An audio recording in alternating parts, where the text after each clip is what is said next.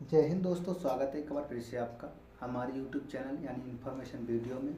आज हम फिर से आपके समक्ष उपलब्ध हुए हैं 2025 यूपी बोर्ड के लिए। आज हम बात करने वाले श्वसन तंत्र क्या होता है, यानी श्वसन तंत्र के बारे में बात करने वाले हैं। आज हम आपके लिए फिर एक इम्पोर्टेंट क्वेश्चन लेकर जो 2025 के बोर्ड में आने योग्य है उस पर टॉपिक पर बात करेंगे और आपको बताएंगे श्वसन तंत्र का क्या महत्व होता है, श्वसन तंत्र मानव जीवन के लिए क्यों उपयोगी है और श्वसन तंत्र के बारे में पूर्णतः हम विस्तार से चर्चा करने वाले हैं। आज हम आपके समक्ष यानी कि यूपी बोर्ड 2025 के लिए श्वसन तंत्र क्या है इसके बारे में आपको बताएंगे।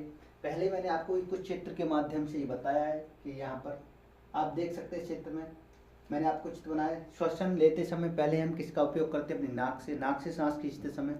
मतलब नाक क्या होती है, एक रास्ता होता है सिर्फ श्वसन को अंदर ले जाने के लिए, लेकिन खींचने का कार्य करते हैं फेफड़े करते हैं।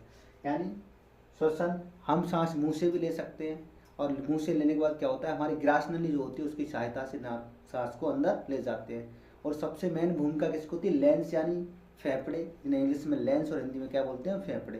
फेफड़े के अंदर एक और चीज़ पाई जाती है जो मोस्ट इम्पोर्टेंट चीज़ होती है श्वसन के लिए, वो होती है कूपिका। मैं आपको बताने वाला हूँ इन सब सारी बातों के बारे में। तो मैं आपके समझ पहले बात करता हूँ कि सांस लेते समय हम क्या करते हैं, हम अपनी नाक से क्या खींचते हैं, नाक से खींचते हैं सांस। नाक के अंदर दो चीज़ और पाई जाती हैं। यानी सबसे पहले हम किसका उपयोग करते हैं, मैं आपको बारी बारी सबसे पहले हम किसका उपयोग, नाक का। किसका, नाक का। यानी सांस को नाक से भी ले सकते हैं और बेटा हम मुंह से भी ले सकते हैं, यानी मुख से भी। दोनों चीज़ों को क्या लेते हैं, सांस से। यानी मैंने आपको दिखाया यहाँ पे दोनों चीज़ दर्शाई है। जिसको जिस रास्ते से दोनों सांस लेते हैं उस रास्ते को हम कहते हैं ग्रास नली। इसमें एक और चीज़ जुड़ जाती है, इसको नाम कहते हैं ग्रास नली।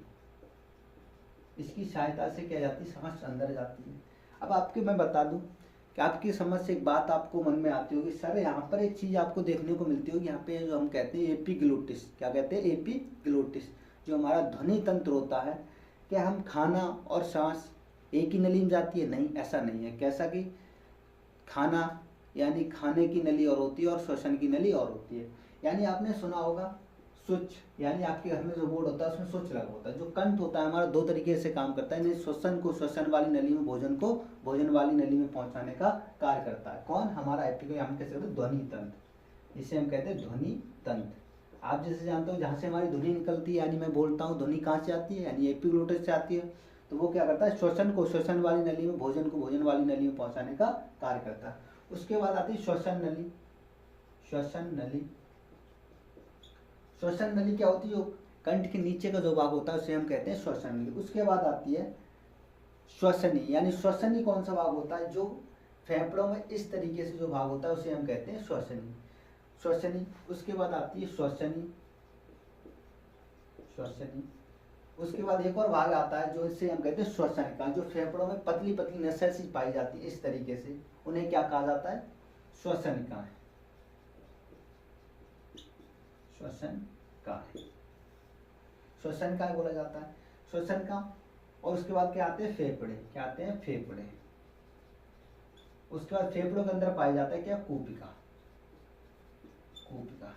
अब आपके समझ आई होगी कि जो फेफड़े होते हैं, फेफड़ों से क्या करते हैं, वैसे सांस को खींचने में काम करते हैं और सांस को अंदर और बाहर ले जाने में क्या करते हैं, फेफड़े हमारी सहायता करते हैं। मैंने ये कहा था नाक में दो चीजें पाई जाती हैं। नाक में एक तो पाए जाते हैं बाल और एक पाया जाता है म्यूकस।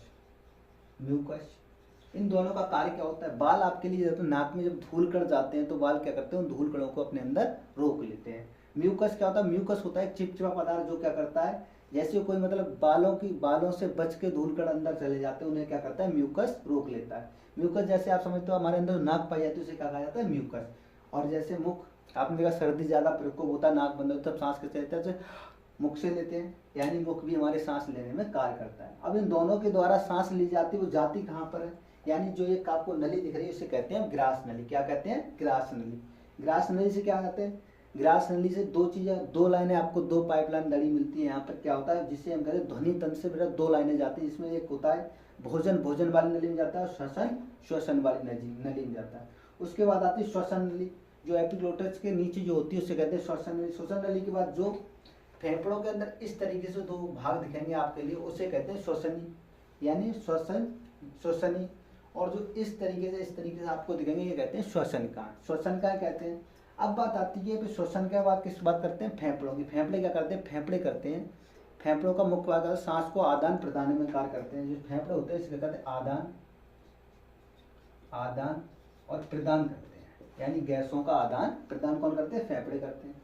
अब आपके मन में आएगी सर कूपिका क्या होती है, कूपिका इस तरीके से में होती है, इस तरीके से कूपिका इसमें बनी हुई होती है। ये कूपिका क्या करती हैं, गैसें जब हमारे अंदर ऐसे खींचते हैं तो ये कूपिका खींचती है, यानी कूपिका क्या करती है, गैसों को अंदर बाहर करने का कार्य करती है, कूपिका करती है। अब आपको समझ आएगा श्वसन तंत्र का होता है। मैं आपको बताऊँ श्वसन तंत्र के उपयोग में लाए जाने वाले नाक, मुंह यानी ग्रास नली, एपिग्लोटस कंठ यानी उससे नीचे का श्वसनी, फिर श्वसन नली, श्वसनिकाएं यानी कि फिर फेफड़े, उसके बाद कूपिका। तो आप इसके बारे में पूर्णतः समझ गए होंगे। यानी मैंने यहाँ पे आपको चित्र के माध्यम दर्शाया। पहले हम यूज करते हैं नाक, नाक से क्या करते हैं, सांस को अंदर खींचते हैं। उसके बाद नाक से, मुंह से भी सांस ले सकते हैं। जो सांस यहाँ से निकली, यहाँ से सांस हमने जो खींची, कहाँ आती है, ग्रास नली में। ग्रास नली के बाद यहाँ पे क्या होता है, यानी कि कंठ मान लो, यानी कि ध्वनि तंत्र, ध्वनि तंत्र, ध्वनि तंत्र, ध्वनि तंत्र होता है। ध्वनि तंत्र क्या करता है, ये स्विच की भांति कार्य करता है, यानी स्विच के भांति कार्य करता है, स्विच की भांति कार्य करता है, यानी कि सांस को सांस वाली नली में और भोजन को भोजन वाली नली में ये पहुंचाता है। किसके भांति, स्विच के भांति कार्य करता है, भोजन को भोजन वाली नली में, सांस को सांस वाली नली में। उसके बाद आती है जो यहाँ से निकली, फिर वहां से जब कंठ से निकलती है, इसमें एक चीज और पाई जाती है, इसमें ऐसे ऐसे ऐसे इस तरीके से क्या होते हैं, छल्ले बने हुए होते हैं, जिन्हें हम कहते हैं उपस्थित वलय, उपस्थित वलय। वलय इनकी संख्या 9 होती है, यानी कंठ में जो पाए जाते हैं छल्ले। क्यों पाए जाते हैं, अगर हम सांस खींचते समय अगर उसमें छल्ले नहीं होंगे तो क्या होगा, ध्वनि तंत्र चिपकने का, ऐसे करेंगे तो ध्वनि तंत्र चिपकने का डर रहता है, इसलिए कहीं छल्ले पाए जाते हैं। उसके बाद आती है श्वसनी। श्वसनी क्या होती है, जो ये वाला भाग होता है यहाँ पे, यानी मैं आपको एक चित्र दोबारा से बना के दिखा देता हूँ। मैंने मान लिया यहाँ से, यानी ये क्या हमारे नाक का भाग है और